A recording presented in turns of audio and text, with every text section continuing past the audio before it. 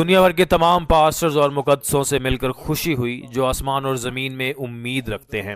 میں سو جنگ من ہوں، ایک سینٹر انسٹرکٹر جس نے شنچنجی کے 12 قبائل میں سے امس قبیلے کے رہنما سے یہ کلام سیکھا۔ ہمارے قبیلہ کے رہنما نے یہ کلام شنچنجی کے چیئرمین مان ہی لی سے سیکھا۔ ہم آپ کو آج کے آن لائن سیمینار میں خوش آمدید کہتے ہیں جو آسمان کے بھیدوں کی تمثیلوں اور ان کے حقیقی معنی کی گواہی دیتا ہے۔ آپ نے پچھلی بار تمثیلی سمندر کے بارے میں سنا ہوگا۔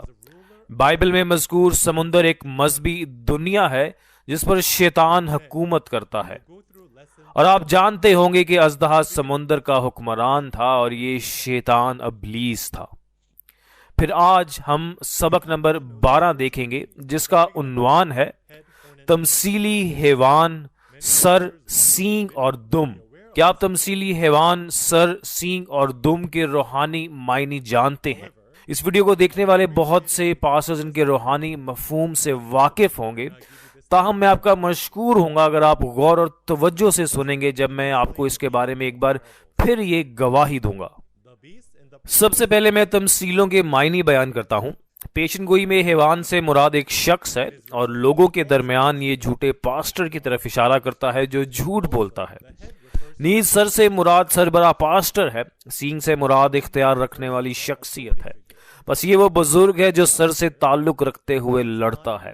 مزید برآں دم سے مراد ایک جھوٹا نبی ہے جس کا تعلق حیوان سے ہوتا ہے۔ جیسا کہ حیوان جھوٹا پاسٹر ہے، سر، سینگ اور دم جھوٹے پاسٹر کے جسم کا حوالہ دیتے ہیں۔ اس کے بعد آئیے بائبل کا جائزہ لے کر معلوم کریں کہ بائبل میں دی گئی تمثیلوں کا جواب اب اس طرح سے کیوں نکلا ہے۔ بائبل کو بڑے پیمانے پر 4 اقسام میں تقسیم کیا جا سکتا ہے۔ اسے تاریخ، ہدایات، پیشن گوئی اور تکمیل میں تقسیم کیا جاتا ہے۔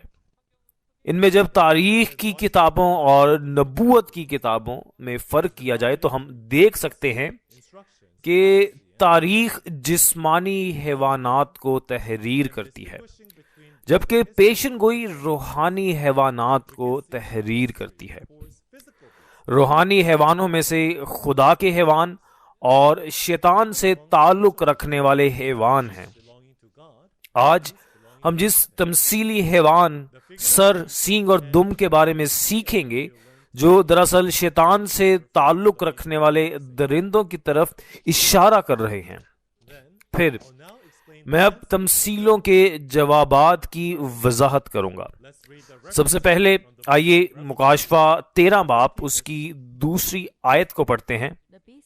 اور جو حیوان میں نے دیکھا اس کی شکل تیندوے کی سی تھی اور پاؤں ریچھ کے سے اور منہ ببر کا سا، اور اس اژدہا نے اپنی قدرت اور اپنا تخت اور بڑا اختیار اسے دے دیا۔ آمین۔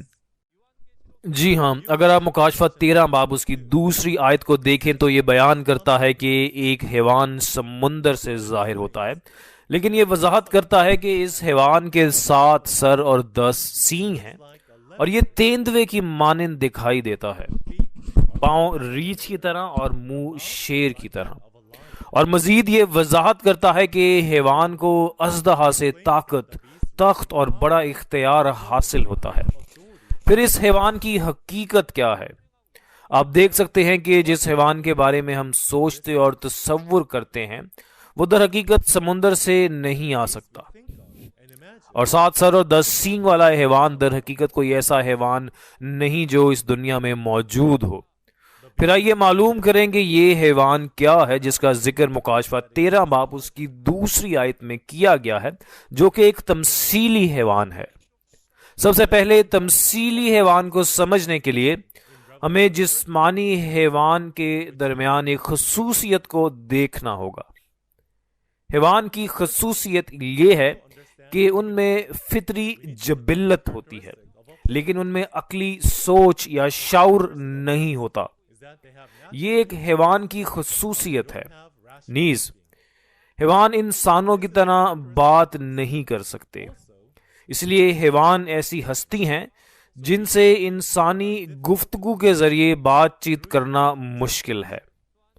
نیز ایک حیوان خواب اور امیدیں رکھنے کے قابل نہیں ہے۔ لہٰذا اگر آپ کسی حیوان سے پوچھیں کہ آپ کا خواب کیا ہے پھر حیوان سوال کا مطلب نہ سمجھ سکے گا اور اس سوال کا جواب بھی آپ کو نہیں دے پائے گا۔ پھر ان جسمانی حیوانوں کی خصوصیت سے اب روحانی حیوان کی حقیقت معلوم کرتے ہیں۔ اس سے پہلے کہ ہم روحانی حیوانوں کی حقیقت کا پتہ لگائیں، ہمیں پہلے اس ترتیب کو دیکھنا چاہیے کہ اس پیشن گوئی کی تکمیل کس طرح ہوئی ہے جو بائبل میں درج ہے۔ جیسا کہ ہم دوسرا تسالیکیوں پہلا باب اس کی 2 تا 3 آیات میں دیکھتے ہیں، بائبل وعدہ کرتی ہے کہ پہلے بغاوت کا کام ہوگا، دوسرے لفظوں میں پہلے برگشتگی ہوگی، پھر ہلاکت کا کام اور پھر نجات کا کام اس کے بعد ہوگا۔ جب ہم اس کے بارے میں سنتے ہیں تو لفظ برگشتگی ایک غیر مانوس لفظ ہو سکتا ہے جو بائبل میں استعمال کیا گیا ہے، لیکن برگشتگی کا مطلب ایک واقعے کا اظہار کرنا ہے، یعنی خدا سے منہ موڑنا اور اس طرح خدا کے کلام سے منہ موڑنا۔ لوگ اکثر ایک دوسرے سے وعدے کرتے ہیں یا عہد بھی کرتے ہیں، تاہم جب وعدہ خلافی ہوتی ہے تو ہم کہتے ہیں کہ ایک نے دوسرے کو دھوکہ دیا۔ اسی طرح یہ اظہار دھوکہ دہی بائبل میں خدا کے ذریعے استعمال کیا گیا ہے، جب خدا کے چنے ہوئے لوگوں نے خدا کے ساتھ اپنے عہد کو توڑا۔ اب یہ چنے ہوئے لوگ جنہوں نے عہد توڑا، اب خدا ان کو چھوڑ دے گا، لیکن غیر قوموں کے ذریعے خدا ان کو تباہ کر دے گا کیونکہ انہوں نے خدا کی مرضی کی خلاف ورزی کی تھی۔ نجات کے کام کے ذریعے جو چنے ہوئے لوگوں کے لیے نجات دہندہ کے ذریعے نجات پانے کا ایک طریقہ ہے جو انہیں بچانے کے لیے آتا ہے، بائبل میں درج تمام پیشن گوئیوں کو پورا کرنے کی ایک ترتیب ہے۔ پھر اگر پیشن گوئی دھوکہ، ہلاکت اور نجات کی ترتیب سے پوری ہوتی ہے تو ایک دھوکہ دینے والا ہوگا جو دھوکہ دے گا، ایک ہلاک کرنے والا ہوگا جو ہلاکت کرے گا، اور نجات کا کام کرنے والا نجات دہندہ ہونا چاہیے۔ لہٰذا وہ تمام حیوانات جو پیشن گوئی میں ظاہر ہوتے ہیں وہ لوگوں کی طرف اشارہ کر رہے ہیں۔ دھوکہ دینے والے سے مشابہت رکھنے والا حیوان ظاہر ہوگا، ایک حیوان جس کو ہلاک کرنے والے سے تشبیہ دی گئی ہے جو ہلاکت کا کام کرتا ہے وہ ظاہر ہوگا، اور ایک حیوان جس کو نجات دہندہ سے تشبیہ دی گئی ہے جو نجات کا کام کرتا ہے۔ اس وقت ہمیں بائبل کے کلام کے ذریعے دھوکہ دینے والے، ہلاک کرنے والے اور نجات دہندہ کے درمیان درست طریقے سے فرق کرنے کے قابل ہونا چاہیے۔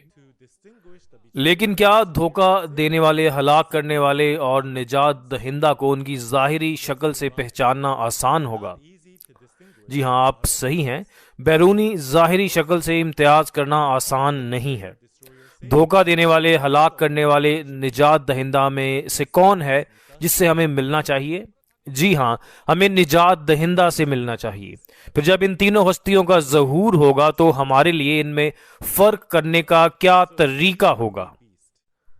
لہٰذا یہ تینوں حیوان، دھوکے باز، ہلاک کرنے والے، نجات دہندہ، جن کو حیوان سے تشبیہ دی جاتی ہے، ان میں فرق کرنے کا ایک طریقہ ہے، اور ان میں فرق کرنے کا طریقہ پیشن گوئی کی تکمیل اور اس شخص کے اعمال کے ذریعے ہے۔ آئیے اس ترتیب کے بارے میں معلوم کرتے ہیں کہ دھوکے کا حیوان کیا کرتا ہے، ہلاکت کا حیوان کیا کرتا ہے، اور یہ بھی کہ نجات کا حیوان کیا کرتا ہے۔ سب سے پہلے ایک حیوان ہے جو دھوکہ دینے کی علامت ہے، اور یہ وہ ہستی ہے جو پہلے خدا سے تعلق رکھتی تھی لیکن اب شیطان ابلیس سے تعلق رکھتی ہے۔ لہٰذا کوئی ہستی ہے جس نے اسے تبدیل کیا اور جس کا تعلق اس سے ہے۔ جب ہم متی 7 باب اس کی 6 آیت کو دیکھتے ہیں تو یہ کہا گیا ہے کہ پاک چیز اور موتی کتوں اور سوروں کو مت دو۔ در حقیقت کوئی بھی کتے اور سور کو ایسی چیز نہیں دے گا جو بہت قیمتی یا انمول ہو۔ متی 7 باب اس کی 6 آیت میں یہ کیوں کہا گیا ہے کہ کتوں اور سوروں کو قیمتی، مقدس اور پاک چیزیں نہ دینا؟ اس کی وجہ یہ ہے کہ پاک اور قیمتی چیزیں اگرچہ کتوں اور سوروں کو دی جاتی ہیں تو کتے اور سور اس کی قدر نہیں جانیں گے، بلکہ یہ ان لوگوں کو نقصان پہنچائیں گے جو ان کو قیمتی چیزیں دیتے ہیں۔ ایسی ہستیاں کتے اور سور ہیں۔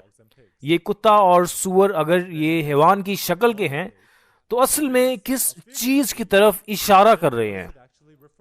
اس بات کو جاننے کے لیے آئیے دوسرا پطرس اس کا دوسرا باب اس کی 22 آیات پر ایک نظر ڈالتے ہیں۔ اور جب وہ خداوند اور منجی یسوع مسیح کی پہچان کے وسیلہ سے دنیا کی آلودگی سے چھوٹ کر پھر ان میں پھنسے اور ان سے مغلوب ہوئے تو ان کا پچھلا حال پہلے سے بھی بدتر ہوا، کیونکہ راست بازی کی راہ کا نہ جاننا ان کے لیے اس سے بہتر ہوتا کہ اسے جان کر اس پاک حکم سے پھر جاتے جو انہیں سونپا گیا تھا۔ ان پر یہ سچی مثل صادق آتی ہے کہ کتا اپنی قے کی طرف رجوع کرتا ہے اور نہلائی ہوئی سورنی دلدل میں لوٹنے کی طرف۔ آمین۔ جیسا کہ ہم دوسرا پطرس 2 باب اس کی 20 تا 22 آیات پر نظر کرتے ہیں تو ہم دیکھتے ہیں کہ جو لوگ دنیا کی بدعنوانی سے بچ جاتے ہیں وہ یسوع پر ایمان رکھتے ہیں۔ لیکن یہ لوگ اگرچہ یسوع کے احکام کو حاصل کر چکے تھے لیکن انہوں نے اسے ترک کر دیا، لہٰذا ان لوگوں کے لیے کہا جاتا ہے کہ یہ مثل سچی ہو گئی ہے۔ کتا اپنی قے کی طرف رجوع کرتا ہے اور نہلائی ہوئی سورنی واپس کیچڑ میں جاتی ہے۔ یہی بیان کیا گیا ہے۔ وہ لوگ جنہوں نے بائبل میں خدا کے کلام کو ترک کر دیا ان کو کتے اور سور کے طور پر بیان کیا گیا ہے۔ لہٰذا دھوکہ دینے والوں کو خدا کے کلام جیسی قیمتی اور پاک چیزیں نہ دیں۔ اس کی وجہ یہ تھی کہ وہ خدا کے کلام کی قدر نہیں جانتے، اور نہ صرف یہ بلکہ وہ ان لوگوں کو بھی نقصان پہنچائیں گے جنہوں نے یہ قیمتی چیز یعنی خدا کا کلام انہیں دیا تھا۔ اور یہ بھی کہ دھوکہ دینے والے کو بیان کرنے کے لیے دوسرے کون سے حیوان ہوں گے، جیسا کہ ہم متی 15 باب اس کی 24 آیت میں دیکھتے ہیں۔ یسوع نے کہا کہ وہ صرف کھوئی ہوئی بھیڑوں کے لیے بھیجا گیا تھا، کہیں اور نہیں۔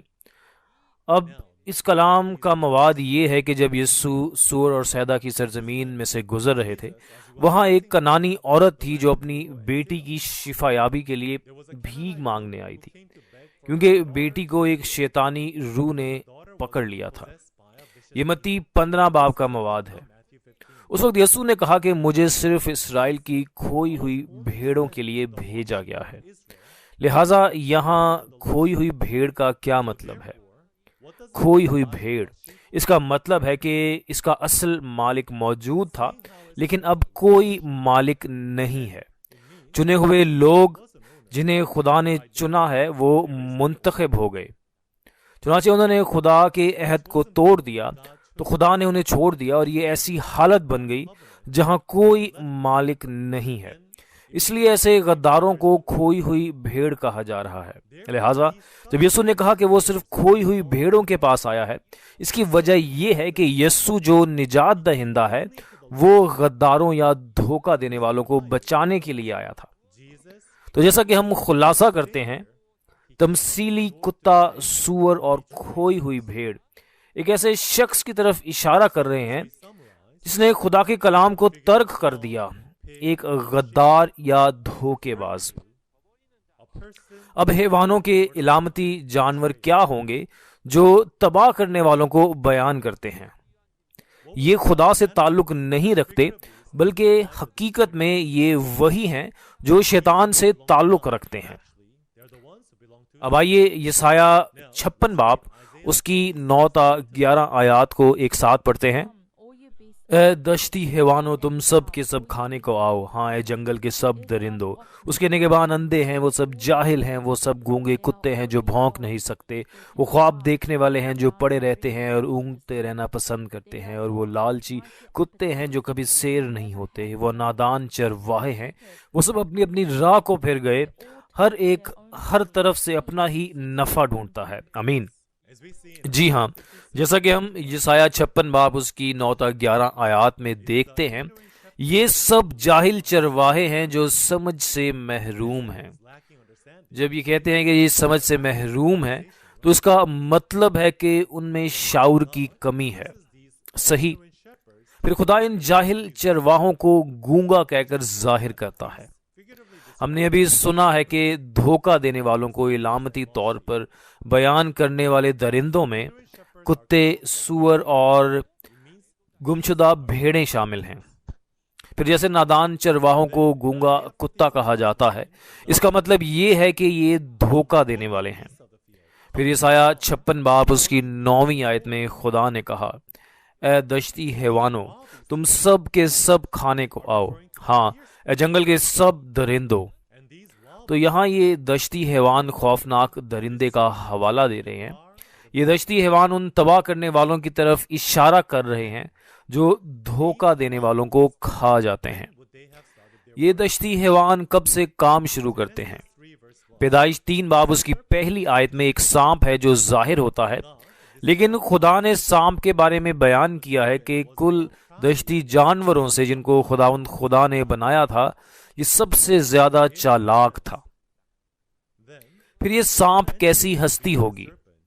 یہ سانپ وہ ہستی تھی جس نے آدم کے وقت آدم اور حوا کو دھوکہ دیا۔ پھر ہمیں سانپ کے بارے میں کیسے پتا چلا؟ بہت سے لوگوں نے شاید اس سانپ کو رینگنے والا سانپ سمجھا ہوگا، تاہم جب ہم متی 13 باب اس کی 34ویں اور 35ویں آیات کو دیکھتے ہیں، یسوع نے یہ سب باتیں تمثیلوں میں کہیں، اور تمثیلوں میں بات کر کے اس نے ان چیزوں کو بیان کیا جو دنیا کی تخلیق کے وقت سے چھپی ہوئی تھیں۔ تو اس لیے یہ واقعہ پیدائش میں دنیا کی تخلیق کے بعد سے ہوتا ہے۔ اس کا مطلب ہے کہ اس وقت میں بہت سے راز پوشیدہ ہیں، لہٰذا پیدائش میں جو سانپ ظاہر ہوا ہے وہ در حقیقت رینگنے والا سانپ نہیں ہے، بلکہ اصل میں یہ ایک علامتی سانپ ہے جو تباہ کرنے والوں کے بارے میں بیان کر رہا ہے۔ مزید برآں، جب ہم یسوع کو فریسیوں کی مذہبی دنیا کے سرداروں اور شریعت کے اساتذہ کو بلاتے ہوئے دیکھتے ہیں، تو یہ وہی ہے جو یسوع نے متی 23 باب اس کی 33ویں آیت میں کہا، اے سانپو، اے افئی کے بچوں۔ چنانچہ یسوع نے جس سانپ کا ذکر کیا وہ دراصل جسمانی رینگنے والا سانپ نہیں ہے، بلکہ یہ جھوٹے پاسٹر تھے جنہوں نے اس وقت جھوٹ سکھایا تھا۔ دوسرے لفظوں میں تباہ کرنے والوں کو سانپ کہا جا رہا تھا۔ نیز متی 7 باب اس کی 15ویں آیت میں یہ کہتا ہے کہ جھوٹے نبیوں سے خبردار رہو جو تمہارے پاس بھیڑوں کے بھیس میں آتے ہیں مگر باطن میں پھاڑنے والے بھیڑیے ہیں۔ پھر جیسا کہ جھوٹ کی تعلیم دینے والے ان جھوٹے نبیوں کو بھیڑیوں کے طور پر بیان کیا گیا ہے جو بھیڑوں کی مانند ایمانداروں کو کھا جاتے ہیں۔ پھر ہم یہ بھی دیکھ سکتے ہیں کہ یہ جھوٹے نبی تباہ کرنے والے بھی ہیں۔ اس کے علاوہ مکاشفہ 13 باب اس کی پہلی 2 آیات آج کی مرکزی آیات تھیں، جس میں ایک حیوان ہے جو سمندر سے نکلتا ہے، اس کے 7 سر اور 10 سینگ ہیں، اور اس حیوان کی شکل تیندوے کی سی اور پاؤں ریچھ کے سے اور منہ ببر کا سا تھا۔ پھر تیندوے، ریچھ اور ببر میں کیا چیز ہے جو مشترک ہے؟ جی ہاں، یہ درست ہے۔ تیندوے، ریچھ اور ببر کے بارے میں عام بات یہ ہے کہ یہ سب پھاڑ کھانے والے درندے ہیں۔ پھر اس کا مطلب ہے کہ یہ کوئی ایسا جسمانی جانور نہیں ہے جو سمندر سے نکلے، لیکن یہ ایک تباہ کرنے والا ہے جو سمندر سے نکلے گا۔ دوسرے الفاظ میں، شیطان کی حکمرانی والی مذہبی دنیا سے جو تباہ کرنے والا ظاہر ہوگا، یہ وہی ہے جس کی مکاشفہ 13 باب میں پیشن گوئی کی گئی ہے۔ لہٰذا علامتی سانپ، بھیڑیا، تیندوا، ریچھ اور ببر تباہ کرنے والے جھوٹے نبی، جھوٹے پاسٹرز کی طرف اشارہ کر رہے ہیں۔ لہٰذا اس لیے ہم آج اس علامتی حیوان 7 سر، 10 سینگ اور دم کے بارے میں وضاحت کر رہے ہیں۔ یہ حیوان تباہ کرنے والوں کی طرف اشارہ کرتے ہیں۔ علامتی طور پر نجات دہندہ کی نمائندگی کرنے کے لیے کون سا جانور ہوگا؟ یہ خدا کے جانور ہوں گے۔ آئیے یوحنا 1 باب اس کی 29ویں آیت کو پڑھتے ہیں۔ دوسرے دن اس نے یسوع کو اپنی طرف آتے دیکھ کر کہا، دیکھو یہ خدا کا برہ ہے جو دنیا کے گناہ اٹھا لے جاتا ہے۔ امین۔ جی ہاں، جیسا کہ ہم نے یوحنا پہلا باب اس کی 29ویں آیت میں دیکھا، یسوع خدا کا برہ ہے جو دنیا کا گناہ اٹھا لے جاتا ہے۔ یسوع 2000 سال پہلے وہ ہم جیسے بہت سے لوگوں کے گناہوں کو اٹھا لے جانے آیا تھا۔ وہ ایک قربانی کے برہ کے طور پر آیا تھا، اور اسی وجہ سے یسوع کو علامتی طور پر بھیڑ کے بچے کے طور پر بیان کیا گیا ہے۔ پھر ہم جو یسوع یعنی برہ کی پیروی کرنے والے ہیں، ان کی ایمانی زندگی کیسی ہونی چاہیے؟ متی 25 باب اس کی 31 تا 34 آیات میں یہ بات کی جاتی ہے کہ جب یسوع اس دنیا میں واپس آئے گا تو وہ سب قومیں اپنے سامنے جمع کرے گا۔ جس طرح ایک چرواہا بھیڑوں اور بکریوں کو الگ کرتا ہے، اسی طرح یسوع ان لوگوں کو چرائیں گے جو بھیڑوں کی مانند ایماندار اور بکریوں کی مانند ایماندار ہوں گے۔ پھر بھیڑ نما ایماندار جن کا یہاں تذکرہ کیا گیا ہے، اگر یسوع کو برہ یعنی نجات دہندہ کے طور پر بیان کیا گیا ہے تو برہ یسوع کی پیروی کرنے والے راست باز مومنین کو بھی بھیڑ کے طور پر بیان کیا گیا ہے۔ لہٰذا ہمیں کس قسم کی ایمانی زندگی گزارنی چاہیے؟ ہمیں بھیڑوں کی مانند ایماندار بننا چاہیے اور آسمان کی بادشاہی کے وارث ہونے کے قابل ہونا چاہیے۔ پہلا کرنتھیوں 9 باب اس کی 9 تا 10 آیات میں بھی یہ موسیٰ کی توریت میں لکھا ہے کہ دائیں میں چلتے ہوئے بیل کا منہ نہ باندھنا، لیکن اس کی وجہ یہ نہیں ہے کہ یہ بیل کے متعلق ہے، اس لیے یہ موسیٰ کی شریعت میں تحریر کیا گیا ہے، بلکہ وہ لوگ جو خدا کے خادم ہیں، خدا کے کلام کو پہنچا رہے ہیں، ان کا موازنہ دائیں میں چلتے ہوئے بیل کے طور پر کیا جا رہا ہے۔ مزید برآں مکاشفہ 19 باب اس کی 11ویں آیت میں سفید گھوڑا ہے اور اس پر ایک سوار ہے۔ گھوڑے کو چلانے والا سوار ہوگا جو گھوڑے کو چلاتا ہے۔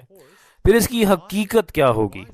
بس سوار کی حقیقت اور سفید گھوڑے کی حقیقت، اس کے بارے میں جاننے کے لیے جیسا کہ ہم مکاشفہ 19 باب اس کی 16ویں آیت میں دیکھتے ہیں، سوار کا نام لکھا ہوا ہے بادشاہوں کا بادشاہ اور خداوندوں کا خداوند، اور یہ ہستی یسوع کی طرف اشارہ کر رہی ہے۔ اس کے علاوہ جیسا کہ یسوع ایک روح ہے، وہ گوشت جس کے ذریعے یسوع کی روح کام کر رہی ہے ایک سفید گھوڑے کے طور پر بیان کیا گیا ہے۔ اب لہٰذا جیسا کہ ہم علامتی بھیڑ، بیل اور گھوڑے کا خلاصہ کرتے ہیں تو یہ نجات کا ایک گروہ ہے جس کے ساتھ یسوع ہیں، یا یہ اس گروہ سے تعلق رکھنے والے افراد کو بھیڑ، بیل اور گھوڑے کے طور پر ظاہر کیا جا رہا ہے۔ اب یہاں تک کہ ہم نے ان حیوانوں کے معنی کو دیکھا جن کا ذکر پیشن گوئیوں کی کتاب میں کیا گیا ہے۔ پھر اب ہم اس حیوان کو دیکھیں گے جس کا حوالہ ہدایات کی کتاب میں دیا گیا ہے۔ آئیے ہم سب مل کر امثال 30 باب اس کی 2 تا 4 آیات کو ایک ساتھ پڑھتے ہیں۔ یقیناً میں ہر ایک انسان سے زیادہ حیوان ہوں اور انسان کا سب فہم مجھ میں نہیں۔ میں نے حکمت نہیں سیکھی اور نہ مجھے اس قدوس کا عرفان حاصل ہے۔ کون آسمان پر چڑھا اور پھر نیچے اترا؟ کس نے ہوا کو اپنی مٹھی میں جمع کر لیا؟ کس نے پانی کو چادر میں باندھا؟ کس نے زمین کی حدود ٹھہرائی؟ اگر تو جانتا ہے تو بتا اس کا نام کیا ہے اور اس کے بیٹے کا کیا نام ہے؟ آمین۔ جیسا کہ ہم امثال 30 باب اس کی 2 تا 4 آیات میں دیکھتے ہیں کہ یقیناً میں صرف ایک حیوان ہوں، آدمی نہیں۔ لہٰذا یہ کیسے شخص سے موازنہ کر رہا ہے؟ یہ وہ شخص ہے جو ایک حیوان ہے، ایک وحشی حیوان جو اس قدوس کو نہیں جانتا۔ قدوس کس کی طرف اشارہ کر رہا ہے؟ جی ہاں، آپ صحیح ہیں، یہ خدا کی طرف اشارہ کر رہا ہے۔ لہٰذا جس کے پاس قدوس کو جاننے کا علم نہیں ہے، دوسرے لفظوں میں یہ وہ ہے جو خدا کے کلام کا علم نہیں رکھتا۔ لہٰذا ہدایات کی کتاب میں جس حیوان کا حوالہ دیا گیا ہے وہ ایسا شخص ہے جو خدا کو نہیں جانتا اور نہ ہی خدا کے کلام کو جانتا ہے۔ اب آئیے زبور 39 اس کی 20ویں آیت کو ایک ساتھ مل کر پڑھتے ہیں۔ آدمی جو عزت کی حالت میں رہتا ہے پر خرد نہیں رکھتا، جانوروں کی مانند ہے جو فنا ہو جاتے ہیں۔ آمین۔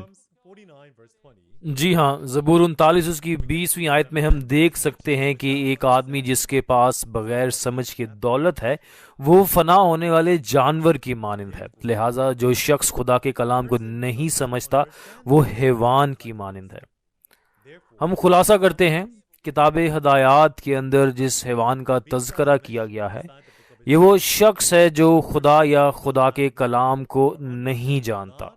لہٰذا ہم دیکھ سکتے ہیں کہ ہدایات کی کتاب کے اندر حیوان ہے، اور پھر اس وقت ہمیں ایک بہت اہم سوال ہے جو اپنے آپ سے پوچھ سکتے ہیں، میں خدا کی نظر میں کیسا ایماندار ہوں؟ کیا میں انسان جیسا ہوں یا میں حیوان جیسا ہوں؟ ہمیں اس کے بارے میں اپنے نقطہ نظر سے نہیں بلکہ خدا کے نقطہ نظر سے سوچنا چاہیے۔ پھر اب تک جیسا کہ ہم جان چکے ہیں کہ حیوان کی شکل کا کیا مطلب ہے، اب آئیے علامتی سر کے بارے میں مل کر سیکھتے ہیں، اور ہمارا مرکزی حوالہ سر کے لیے مکاشفہ 12 باب اس کی 3 آیت ہے۔ آئیے مل کر پڑھتے ہیں مکاشفہ 12 باب اس کی 3 آیت۔ پھر ایک اور نشان آسمان پر دکھائی دیا، یعنی ایک بڑا لال اژدہا، اس کے 7 سر اور 10 سینگ تھے، اور اس کے سروں پر 7 تاج۔ آمین۔ مکاشفہ 12 باب اس کی 3 آیت کا واقعہ آسمان کہلانے والے مقام پر ہو رہا ہے۔ اس آسمان میں ایک ہستی ظاہر ہوتی ہے، اور یہ ہستی ایک لال اژدہا ہے۔ لال اژدہا کی تصویر 7 سر اور 10 سینگ والا حیوان ہے۔ 7 سر اور 10 سینگ والے حیوان کی یہ ہستی، جب ہم علامتی حیوان کے بارے میں سیکھتے ہیں، یہ ایک ہستی تھی جو سمندر سے نکل رہی تھی۔ پھر مکاشفہ 12 باب اس کی 3 آیت میں اب یہ ہستی آسمان پر آ گئی ہے، اس لیے سمندر سے آنے والا یہ حیوان تباہ کرنے والا ہے۔ اور جیسا کہ ہم اس تباہ کرنے والے کی تنظیم کو دیکھتے ہیں جس کے 7 سر اور 10 سینگ ہیں، دوسرے الفاظ میں اس کی 7 ہستیاں اور 10 بزرگ ہیں، نیز اس کی ایک دم ہے، اور اس دم کے ساتھ آسمان کے 1/3 ستارے گرائے جاتے ہیں۔ پھر اس کا کیا مطلب ہوگا؟ لہذا اس وقت علامتی سر کے بارے میں آئیے بائبل کے ذریعے ایک ایک کر کے اس کے معنی معلوم کرتے ہیں۔ سب سے پہلے جسمانی خصوصیات کے ذریعے ہم روحانی معنی کو سمجھ سکتے ہیں، تو آئیے سر کی جسمانی خصوصیات کو دیکھتے ہیں۔ سر پورے جسم کو کنٹرول کرتا ہے اور چلانے میں کردار ادا کرتا ہے۔ پھر روحانی سر بھی اسی طرح حکومت کرنے میں اپنا کردار ادا کرے گا۔ لہٰذا اب آئیے یسایہ 29 باب اس کی 9 تا 10 آیات کے کلام کو پڑھتے ہیں۔ آئیے مل کر پڑھتے ہیں یسایہ 29 باب اس کی 9 تا 10 آیات۔ پھر جاؤ اور تعجب کرو، عیش و عشرت کرو اور اندھے ہو جاؤ، وہ مست ہیں پر میں سے نہیں، وہ لڑکھڑاتے ہیں پر نشہ میں نہیں، کیونکہ خداوند نے تم پر گہری نیند کی روح بھیجی ہے اور تمہاری آنکھوں یعنی نبیوں کو نابینا کر دیا ہے، اور تمہارے سروں یعنی غیب بینوں پر حجاب ڈال دیا۔ آمین۔ جیسا کہ ہم یسایہ 29 باب اس کی 9 تا 10 آیات میں دیکھتے ہیں، ایک ایسی ہستی ہے جو لڑکھڑا رہی ہے۔ جیسا کہ ہم دیکھ سکتے ہیں کہ کوئی لڑکھڑا رہا ہے، ہم سوچ سکتے ہیں اوہ یہ وہ شخص ہے جو نشے میں ہے، لیکن اصل میں اس شخص کے لڑکھڑانے کی وجہ یہ ہے کہ خدا نے ان کی آنکھوں اور سروں کو ڈھانپ رکھا ہے۔ کیا یہ نہیں لکھا؟ پھر وہ آنکھ اور سر کیا ہوگی جس کا حوالہ یہاں دیا گیا ہے؟ آنکھ نبی ہے اور سر پیشن گوئی کرنے والا۔ لہٰذا سر پادری کی طرف اشارہ کر رہا ہے جو خدا کا کلام پہنچاتا ہے۔ لہٰذا اگر ہماری جماعت کے ارکان کا موازنہ جسم کے طور پہ کیا جائے جو اس جسم کو راستی کی طرف رہنمائی کرتا ہے، تو وہ کون ہوگا؟ یہ بہت سے پادری ہوں گے جو اس ویڈیو کو دیکھ رہے ہیں۔ ان تمام پادریوں اور مقدسوں میں سے جو اس ویڈیو کو دیکھ رہے ہیں، یہ وہ پادری ہوں گے جو کلیسیا کے ممبران کی رہنمائی کر رہے ہیں، جنہیں مقدسوں کو راستی کی راہ پر لانے کے لیے ایک بہت اہم کام ملا ہے۔ لہٰذا اگر آپ اس گواہی کو آسمان کے بھیدوں کی تمثیلوں اور اپنی کلیسیا کے ارکان کے لیے ان کے حقیقی معنی پر گواہی دیتے ہیں تو ہمیں یقین ہے کہ آپ وہ پادری ہوں گے جنہیں کلیسیا کی طرف سے بہت زیادہ عزت اور محبت ملتی ہے۔ آئیے مکاشفہ 17 باب اس کی 9 تا 10 آیات کو دیکھتے ہیں۔ 7 سروں کو 7 پہاڑ 7 بادشاہ کہا جاتا ہے، آمین۔ پھر پہلا پطرس 2 باب اس کی 9ویں آیت میں 7 سروں کو بادشاہوں کے طور پہ کیوں ظاہر کیا گیا ہے؟ خدا شاہی کہانت کا اظہار استعمال کرتا ہے، لہٰذا پادری صاحبان جو خدا کے کلام کو پہنچاتے ہیں انہیں تمثیلی بادشاہ کہا جاتا ہے۔ پھر یہاں کے 7 سر وہ 7 بادشاہ 7 پادری ہیں، لیکن یہ 7 پادری صاحبان ان کا تعلق کس سے ہوگا؟ یہ بھی بہت اہم ہوگا، ٹھیک ہے۔ چنانچہ جیسا کہ ہم مکاشفہ 13 باب اس کی 2 آیت میں دیکھتے ہیں، 7 سر اور 10 سینگ والا حیوان اژدہا سے تخت، طاقت اور اختیار حاصل کرتا ہے۔ لہٰذا ہم دیکھ سکتے ہیں کہ یہ حیوان شیطان یعنی ابلیس کا ہے۔ لہٰذا تمثیلی سر ہیڈ پادری کا حوالہ دے رہا ہے جو ایک تمثیلی سر ہے۔ پھر سینگ کی شکل کا کیا مطلب ہوگا جو سر سے جڑا ہوا ہے اور سر کو طاقت دیتا ہے؟ آئیے مکاشفہ 12 باب اس کی 3 آیت کو ایک بار پھر پڑھتے ہیں۔ پھر ایک اور نشان آسمان پر دکھائی دیا، یعنی ایک بڑا لال اژدہا، اس کے 7 سر اور 10 سینگ تھے اور اس کے سروں پر 7 تاج، آمین۔ مکاشفہ 12 باب اس کی 3 آیت میں واقعہ کا مقام بھی آسمان ہے۔ اس آسمان میں لال اژدہا نمودار ہوتا ہے اور اس لال اژدہا کے 7 سر اور 10 سینگ ہیں۔ پھر اس کی حقیقت کیا ہوگی؟ یہاں 10 سینگ ہیں۔ سب سے پہلے جسمانی سینگ کی خصوصیات کو دیکھ کر روحانی سینگ کا مطلب معلوم کریں کہ ایک سینگ سر کے ساتھ جڑا ہوا ہے اور یہ اختیار کی علامت ہے۔ یہ ایک ایسا ہتھیار بھی بن جاتا ہے جو بنیادی طور پر لڑائیوں میں استعمال ہوتا ہے۔ پھر آئیے مکاشفہ 17 باب اس کی 12ویں آیت پر ایک نظر ڈالیں۔ یہاں 10 سینگ ہیں اور یہ 10 سینگ 10 بادشاہ ہیں جنہیں ابھی بادشاہی ملنی ہے۔ کیا کوئی ایسا بادشاہ ہو سکتا ہے جس کی بادشاہت نہ ہو؟ پھر یہاں کا بادشاہ ایک پادری کا ذکر کر رہا ہے اور بادشاہی چرچ کی بات کر رہی ہے جس پر ایک پادری حکومت کرتا ہے۔ یہ سینگ ایک بادشاہ ہے لیکن اس کی اپنی بادشاہی نہیں ہے، یعنی اس کے پاس پادری کی طرح طاقت ہے، لیکن اگرچہ یہ ایک ایسی اختیار والی شخصیت ہے لیکن اس کے پاس اپنا چرچ نہیں ہے۔ لہٰذا بائبل کے اندر تمثیلی سینگ ایک اختیار والی شخصیت ہے جو سر سے تعلق رکھتی ہے اور سر کے لیے لڑتی ہے، جیسا کہ چرچ ایلڈرز۔ پھر آئیے اب تمثیلی دم کے بارے میں معلوم کرتے ہیں۔ آئیے مکاشفہ 12 باب اس کی 4 آیت کو پڑھتے ہیں۔ اور اس کی دم نے آسمان کے تہائی ستارے کھینچ کر زمین پر ڈال دیے اور وہ اژدہا اس عورت کے آگے جا کھڑا ہوا جو جننے کو تھی، تاکہ جب وہ جنے تو اس کے بچے کو نگل جائے، آمین۔ جیسا کہ ہم مکاشفہ کے 12 باب اس کی 4 آیت میں دیکھتے ہیں، واقعے کا مقام آسمان ہے۔ اس آسمان میں ایک لال اژدہا نمودار ہوا اور اس لال اژدہا کے 7 سر اور 10 سینگ ہیں، تاہم اس کی ایک دم ہے اور یہ دم 1/3 ستاروں کو آسمان سے زمین پر پھینک دیتی ہے۔ اس دم کی حقیقت کیا ہوگی جو ستاروں کو بھی آسمان سے زمین پر گرا سکتی ہے؟ سب سے پہلے ایک دم کے بارے میں جسمانی طور پر خصوصیت یہ ہے کہ یہ حیوان کے جسم کے پچھلے حصے سے منسلک ہوتی ہے۔ پھر اس خصوصیت کے ذریعے روحانی دم کا مفہوم معلوم کرتے ہیں، جیسا کہ ہم دیکھتے ہیں استثنا 28 باب اس کی 15 آیت اور استثنا 28 باب اس کی 44 آیات میں۔ استثنا 28 باب ہے جو برکات کے بارے میں بات کرتا ہے جو خدا کے چنے ہوئے لوگوں کو ملیں گی اگر وہ عہد کو برقرار رکھیں گے۔ یہ ان لعنتوں کے بارے میں بھی بات کرتا ہے جو چنے ہوئے لوگوں کو ملتی ہیں اگر وہ عہد کو توڑتے ہیں۔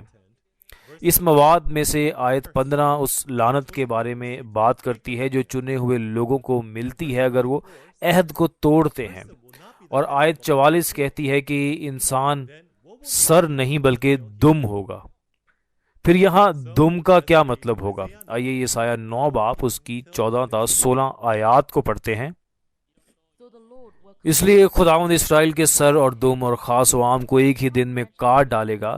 بزرگ اور عزت دار آدمی سر ہے، اور جو نبی جھوٹی باتیں سکھاتا ہے وہی دم ہے، کیونکہ جو ان لوگوں کے پیشوا ہیں ان سے خطا کاری کراتے ہیں اور ان کے پیرو نگلے جائیں گے۔ آمین۔ جیسا کہ ہم یسایہ 9 باب اس کی 14 تا 16 آیات میں دیکھتے ہیں، دم کے معنی درست اور واضح طور پر بیان کیے گئے ہیں۔ دم ایک جھوٹا نبی ہے جو جھوٹ سکھاتا ہے۔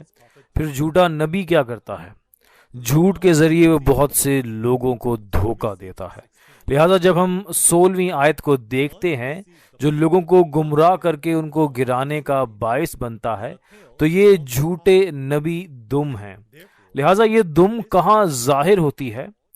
مکاشفہ 9 باب اس کی 16ویں آیت میں شیطان ابلیس کی فوج کا ذکر ہے، لیکن اس کے اندر شیطان کی فوج نصب فوج میں گھوڑے کی دم ہے، اور یہ دم سانپ کی طرح ہے۔ بس اس گھوڑے کی دم اس لشکر میں شامل ہے جو شیطان کے نبی کی ہے۔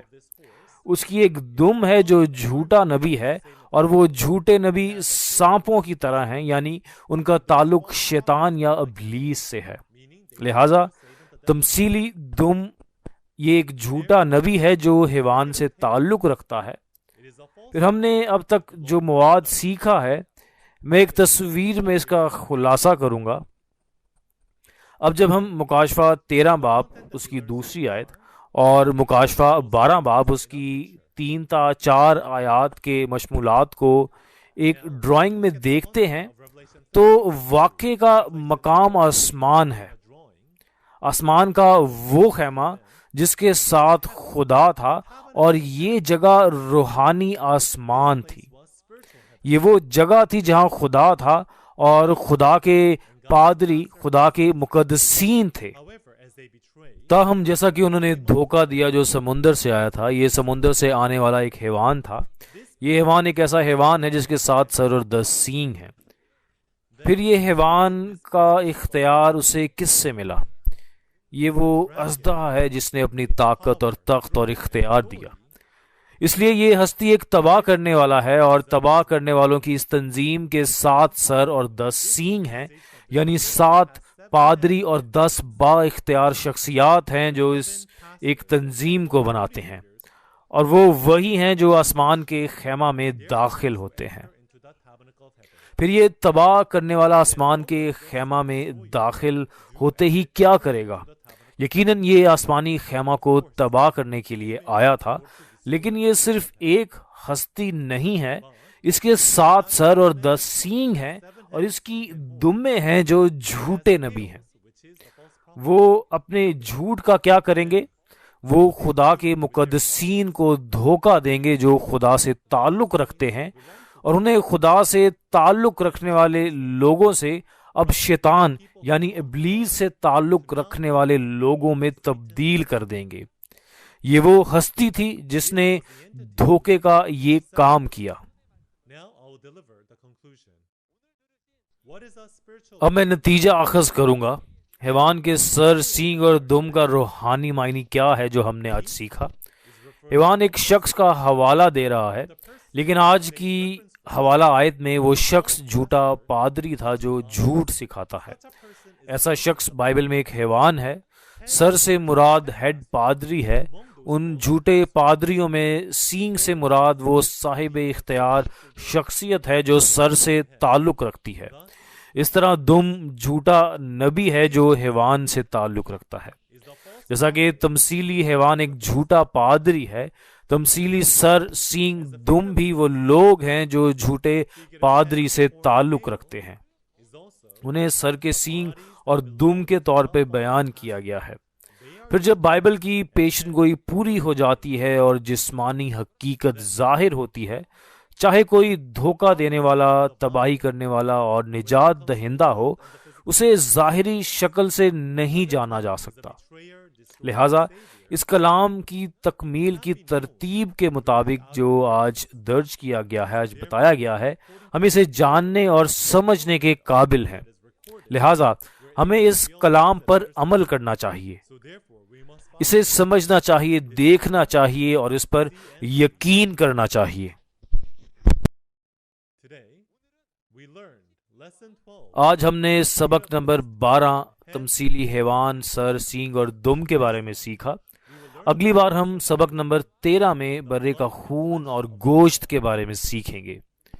انسٹرکٹر جو اگلی بار کلام پیش کریں گے وہ اور بھی زیادہ ہنرمند اور قابل ہیں، اور کلام کی وضاحت پیش کرنے میں اور زیادہ مزہ آئے گا۔ اگرچہ ہمارے مختلف فرقے اور وابستگیاں ہو سکتی ہیں، تاہم ہم خدا اور یسوع میں ایک ہیں۔ میں نعرہ لگاؤں گا کہ ہم ایک ہیں، اور اس سے آج کا سبق ختم کرتے ہیں۔ ہم ایک ہیں۔